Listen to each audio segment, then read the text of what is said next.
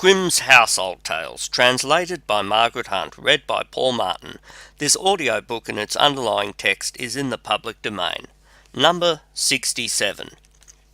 The 12 Hunters.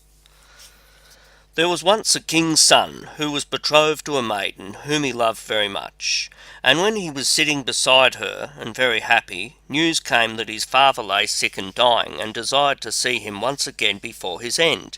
Then he said to his beloved, "I must go now and leave you. I give you a ring as a remembrance of me.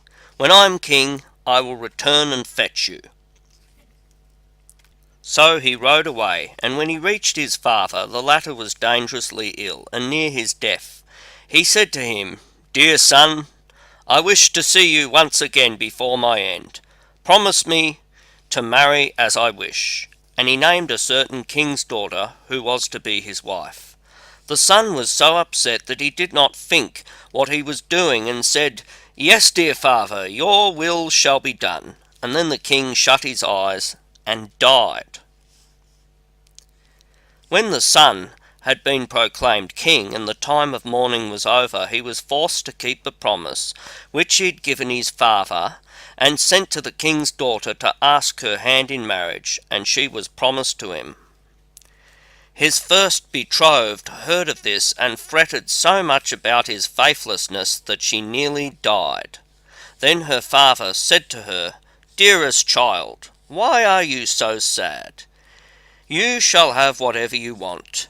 She thought for a moment and said, "Dear father, I wish for 11 girls exactly like myself in face, figure, and size." The father said, "If it is possible, your desire shall be fulfilled," and he ordered a search to be made of his whole kingdom until 11 young maidens were found who exactly resembled his daughter in face, figure, and size. When they came to the king's daughter, she had 12 suits of hunter's clothes made, all alike, and the 11 maidens had to put on the hunter's clothes, and she herself put on the 12th suit. Then she took leave of her father, and rode away with them, and rode to the court of her former betrothed, whom she loved so dearly. Then she inquired if he required any hunters, and if she would take the whole of them into his service. The king looked at her and did not know her, but as they were such handsome fellows, he said yes, and that he would willingly take them, and now they were the king's 12 hunters.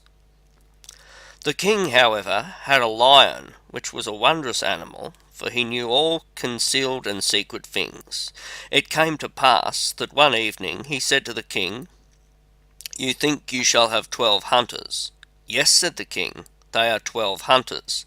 The lion continued, "You are mistaken, they are 12 girls." The king said, "That cannot be true. How will you prove that to me?" "Oh, just let some peas be strewn in your anteroom," answered the lion, "and then you will soon see it. Men have a firm step, and when they walk over the peas, none of them stir. But girls trip and skip and drag their feet, and the peas roll about." The king was well pleased with the counsel, and caused the peas to be strewn. There was, however, a servant of the king's who favoured the hunters, and when he heard that they were going to be put to this test, he went to them and repeated everything, and said, "The lion wants to make the king believe that you are girls." Then the king's daughter thanked him, and said to her maidens, "Have some strength, and step firmly on the peas." So next morning, when the king had the 12 hunters called before him, and they came into the anteroom where the peas were lying, they stepped so firmly on them, and had such a strong sure walk, that not one of the peas either rolled or stirred.